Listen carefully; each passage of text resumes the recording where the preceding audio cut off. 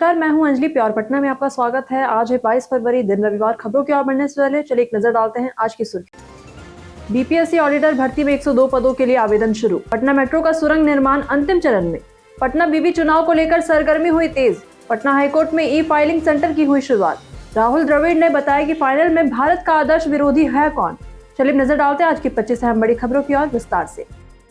BPSC auditor भर्ती में 102 पदों के लिए आवेदन शुरू। आपको बताएं कि बीपीएससी ने 102 ऑडिटर पदों के लिए भर्ती की घोषणा की है। जो ये भर्ती बिहार के पंचायती राज विभाग के अंतर्गत हो रही है। वही चयनित उम्मीदवार स्थायी सरकारी पद या फिर नियमित वेतन और प्रमोशन के अवसर पाएंगे। इसी के साथ साथ इन अंकेक्षकों का काम ब्लॉक और इसी के साथ साथ जिला स्तर पर पंचायती राज संस्थाओं के खातों और वित्तीय रिकॉर्ड की जांच और ऑडिट करना होगा। वहीं ऑनलाइन आवेदन 5 फरवरी 2026 से शुरू हो चुका है और 26 फरवरी 2026 तक किया जा सकता है। आवेदन के लिए स्नातक की डिग्री यानी कि अर्थशास्त्र, वाणिज्य या फिर गणित या फिर MBA, CA, ICWA आवश्यक है। आयु सीमा की बात करें तो सामान्य वर्ग के लिए 21 से 37 वर्ष है। आवेदन BPSC की आधिकारिक वेबसाइट पर जाकर कर सकते हैं। IGIMS में 2400 नए बेड जोड़ने का फैसला। पटना के IGIMS में बेड की कमी को दूर करने के लिए राज्य सरकार ने 2400 नए बेड जोड़ने की घोषणा की है। जहां विधानसभा में इस मुद्दे पर विधायक आदित्य कुमार और चंद्रशेखर ने अपने क्षेत्रों के मरीजों के लिए प्राथमिकता की मांग उठाई। जहां स्वास्थ्य मंत्री मंगल पांडे ने कहा कि वर्तमान में खाली बेड की उपलब्धता के आधार पर ही भर्ती संभव है। वही अस्पताल अधीक्षक डॉक्टर मनीष मंडल ने बताया कि 500 बेड वाला नया स्पेशलिटी भवन तैयार है। वही इसी के साथ साथ 1250 बेड वाला सुपर स्पेशलिटी वार्ड भी लगभग पूरा हो चुका है। पटना मेट्रो का सुरंग निर्माण अंतिम चरण में। पटना मेट्रो कॉरिडोर 2 के तहत मोइनुल हक स्टेडियम से पटना जंक्शन तक बन रही करीब 6 किलोमीटर लंबी भूमिगत सुरंग का काम अब अंतिम चरण में है। जहां अप्रैल तक खुदाई पूरी होने की उम्मीद है। अभी तक PMCH से गांधी मैदान के बीच लगभग 1 किलोमीटर हिस्सा बाकी है, जो कि दो आधुनिक टनल बोरिंग मशीनें तेजी से काम करी। इसी के साथ साथ निर्माण के दौरान पुराने भवन और मंदिर जैसे संरचनाएं चुनौती बनी, लेकिन सुरक्षा का पूरा ध्यान रखा गया। वही सुरंग बनने के बाद पटरी और सिग्नलिंग का काम शुरू होगा। पटना के लिए 2 से 30 मार्च तक चलेगी होली स्पेशल ट्रेनें। होली के मौके पर रेल मंत्रालय विशेष होली स्पेशल ट्रेनें चला रहा है। जहां गोंदिया से लेकर पटना, गोंदिया और इसी के साथ साथ ट्रेन 2 मार्च को गोंदिया से यहां पर रवाना होगी। वही पटना चर्लपल्ली ट्रेन 9 से 30 मार्च तक सोमवार और बुधवार को चलेगी। वहीं रांची जलालपुर, पनवाड़ा और रांची गोरखपुर रांची इसी के साथ ट्रेनें जो हैं वो 2 से 30 मार्च तक प्रत्येक सोमवार प्रस्थान करेंगी। जहां यात्रियों के लिए वातानुकूलित और स्लीपर और सामान्य कोच की सुविधा उपलब्ध रहेगी, जिससे होली की यात्रा आरामदायक और सुरक्षित होगी। बिहार के सरकारी स्कूलों में अब शनिवार रहेगा हाफ डे। बिहार में सरकारी स्कूलों में शनिवार से हाफ डे लागू होगा। जहां शिक्षा मंत्री सुनील कुमार ने विधान परिषद में बताया कि अधिकारियों की समीक्षा के बाद यह व्यवस्था शुरू की जाएगी। इससे आपको बताएं कि 1.70 करोड़ छात्र और इसी के साथ 5.70 लाख शिक्षक लाभान्वित होंगे। जहां मंत्री ने कहा कि विश्वविद्यालयों में डिजिटल मूल्यांकन और रिजल्ट प्रक्रिया भी शुरू की जाएगी। जहां TRE 3 के तहत यहाँ पर नियुक्त 72,000 शिक्षकों के ट्रांसफर और प्रधान अध्यापकों के पारस्परिक ट्रांसफर की समीक्षा की जाएगी।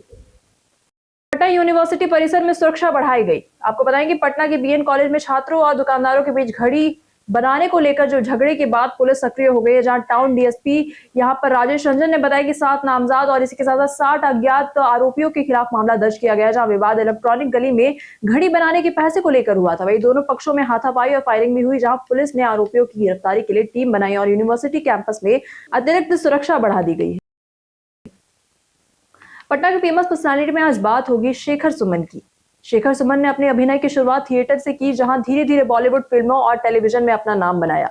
वे हास्य और ड्रामा दोनों में माहिर है और इसी के साथ साथ फिल्मों के साथ साथ TV शो खतरों के खिलाड़ी और सिंगिंग स्टार जैसे कार्यक्रमों में भी नजर आए। जहां शेखर सुमन समाज सेवा और राजनीतिक सक्रियता के लिए भी जाने जाते हैं। पटना में जन्मे इस कलाकार ने अपनी मेहनत और प्रतिभा से देश भर में पहचान बनाई है।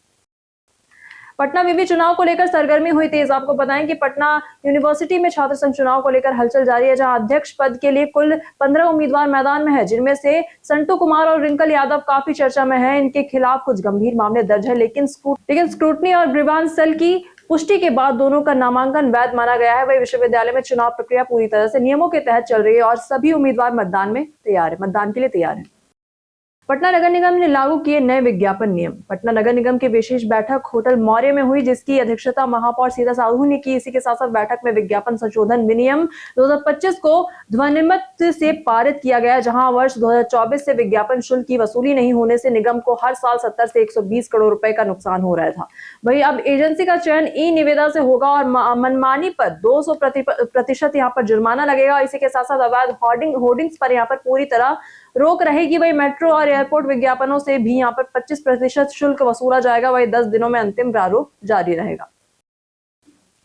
पटना हाईकोर्ट में ई फाइलिंग सेंटर की शुरुआत। आपको पता है कि पटना हाईकोर्ट के मुख्य न्यायाधीश संगम कुमार साहू ने न्यायालय परिसर में नई ई फाइलिंग सेंटर का उद्घाटन किया, जहां इसे न्यायिक व्यवस्था के आधुनिकीकरण की दिशा में बड़ा कदम माना जा रहा है। जहां न्यायाधीश राजीव रंजन प्रसाद ने कहा कि इससे फाइलिंग प्रक्रिया में पारदर्शिता और तेजी आएगी। अब मामलों की दाखिला प्रक्रिया पूरी तरह डिजिटल होगी, जिससे वकीलों और कर्मचारियों को सुविधा मिलेगी। वही मुख्य न्यायाधीश ने बताया कि मार्च 2026 तक हर जिले में कम से कम एक अदालत को पेपरलेस बनाने का लक्ष्य है। पटना विकास भवन में उच्च शिक्षा विभाग की होगी स्थापना। पटना में नवगठित उच्च शिक्षा विभाग जल्द ही विकास भवन में शिफ्ट होगा, जहां इस विभाग के पास ही उच्च शिक्षा निदेशालय भी रहेगा। पशुपालन विभाग अपने नए भवन में वेटनरी विश्वविद्यालय के पास स्थानांतरित हो रहा है। इसी के साथ साथ उच्च शिक्षा विभाग बनने के बाद इसमें 16 प्रशाखाएं होंगी और लगभग 160 अधिकारी कर्मचारी कार्य करेंगे। अतिरिक्त कर्मियों की जरूरत सेवा के हिसाब से आउटसोर्सिंग के जरिए पूरी की जाएगी। पटना के पर्यटक स्थल में आज बात होगी श्री बड़ी पटन देवी मंदिर की। आपको बताएं कि इसे मां पटनेश्वरी भी कहा जाता है और ये भारत के 51 सिद्ध शक्ति पीठों में से एक माना जाता है, जहां पौराणिक कथाओं के अनुसार देवी सती का दाहिना जांग यहीं पर गिरा था। वही मंदिर में मुख्य देवी के साथ साथ महाकाली, महालक्ष्मी और महासरस्वती की मूर्तियां भी प्रतिष्ठित है। वही पटना में 2 पटन देवी मंदिर है, जहाँ बड़ी पटन देवी और छोटी पटन देवी मंदिर है। वही मंदिर सभी धर्म और जाति के लोगों के लिए खुला है, जहाँ मंगलवार को विशेष रूप से भक्त यहाँ दर्शन करने आते हैं। जाने कैसा रहेगा पटना के मौसम का मिजाज। आज पटना में मौसम स्थिर और सुखद रहेगा, जहां अधिकतम तापमान 30 से 32 डिग्री सेल्सियस और न्यूनतम तापमान की बात करें तो 12 से 14 डिग्री सेल्सियस के बीच रहने की संभावना है। सुबह से ही पटना वासियों को हल्की गर्मी का एहसास होगा। दिन भर धूप के साथ मौसम आरामदायक रहेगा। वही हवा में नमी कम रहेगी, इसलिए आज बाहर जाने, हल्की सैर या फिर काम करने के लिए मौसम पूरी तरह से अनुकूल रहेगा। पटना जू के व्हाइट टाइगर का देखभाल पर उठे सवाल। आपको पता है कि पटना जू में रखे व्हाइट टाइगर का एक वीडियो सोशल मीडिया पर वायरल हो रहा है, जिसमें वह काफी कमजोर और हड्डियों वाला दिख रहा है। वीडियो बनाने वाले का आरोप है कि बाघ को ठीक से खाना नहीं दिया जा रहा है। वही पटना जू प्रशासन ने कहा कि वायरल वीडियो की सच्चाई की जांच की जा रही है। वही सभी बाघों की नियमित देखभाल और मेडिकल जांच होती है। वही वर्तमान में जू में 7 बाघ है, जिनमें से रोजाना 70 किलो मांस दिया जाता है उन्हें। वही ठंड के समय बाघों के लिए हीटर और प्लेटफॉर्म लगाए गए हैं, ताकि उन्हें आराम और पर्याप्त पोषण मिल सके। पटना में करीब 10 लाख रुपए की विदेशी शराब की खेप जब्त। आपको बताएं कि पटना सिटी में उत्पाद विभाग की टीम ने सोमवार देर रात यहां पर धवलपुरा टीओपी के पास मोर्चा रोड स्थित एक मकान से लगभग 10 लाख रुपए मूल्य की अवैध विदेशी शराब जब्त की। जब गुप्त सूचना के आधार पर निरीक्षण दीपक महतो के नेतृत्व में छापेमारी की गई। वे तहखाने और इसी के साथ साथ अन्य कमरों में अलग अलग ब्रांड की शराब छुपाई गई थी, जिसे शहर में सप्लाई करने की तैयारी थी। वही मकान को सील कर दिया गया, लेकिन किसी की गिरफ्तारी नहीं हुई। विभाग ने यहाँ पर दोषियों की पहचान कर प्राथमिकी दर्ज करने और आगे सख्त कार्यवाही करने की बात कही है। पटना सिटी में क्रिप्टो और जॉब के झांसे में लाखों की ठाई बरसई। पटना और आसपास के इलाकों में साइबर ठगों ने क्रिप्टो ट्रेडिंग और शेयर मार्केट और नौकरी के झांसे में कई लोगों को ठग कर कुल 41.35 लाख रुपए की ठगी की। वही रूपसपुर निवासी एक व्यक्ति ने यहां पर 6.92 लाख रुपए और मधुबनी और कंकड़बाग के अन्य पीड़ितों से 15.82 लाख रुपए से अधिक ठगे गए। ठगों ने फोन, व्हाट्सएप और सोशल मीडिया के ग्रुप के जरिए निवेश या फिर जॉब का झांसा दिया। इसी के साथ साथ पीड़ितों की शिकायत पर साइबर पुलिस ने यहाँ पर मामला दर्ज कर जांच शुरू कर दी है। मीठापुर ओवरब्रिज निर्माण से पुराने नाले से रोड धंसने का खतरा। आपको बताएं कि पटना के मीठापुर रेलवे ओवरब्रिज के अप्रोच रोड यहां पर निर्माण के दौरान गंभीर समस्या सामने आई है। वही गड्ढा खोदते ही पास के 2 मकानों के नीचे मिट्टी धंसने लगी और अन्य मकानों को भी खतरा पैदा हुआ। इसी के साथ साथ पुल निर्माण निगम के इंजीनियरों ने तुरंत यहाँ पर काम रोककर मिट्टी भराई की। इसी के साथ साथ पुराने 80 साल और पुराने नाले पर रोड बनाने के कारण दीवार टूट गई, जिससे हनुमान मंदिर और जलापूर्ति पाइप भी प्रभावित हुए। वही 12 करोड़ रुपए की लागत से शुरू हुआ 3 महीने में पूरा होने वाले प्रोजेक्ट फिलहाल रुका हुआ है।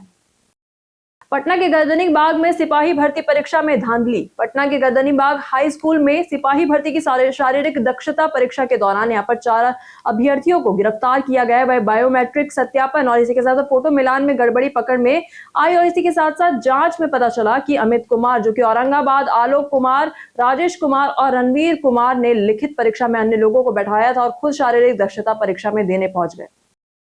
बीते दिन हमारे द्वारा पूछे गए सवाल का जवाब आप लोगों में से बहुत लोगों ने हमारे कमेंट बॉक्स सेक्शन में लिखकर दिया है। जिन्होंने हमारे द्वारा पूछे गए सवालों को जवाब दिया उनके नाम है अमरजीत कुमार, राकेश मिश्रा, संजीव कुमार, अजित कृतिकार, पूनम देवी, सुबोध कुमार। इसी साथ बढ़ते हैं आज के सवाल की ओर। आज का सवाल है कि क्या चीनी पूरी तरह से छोड़ देनी चाहिए या फिर संतुलित मात्रा में लेना ही सुरक्षित रहेगा?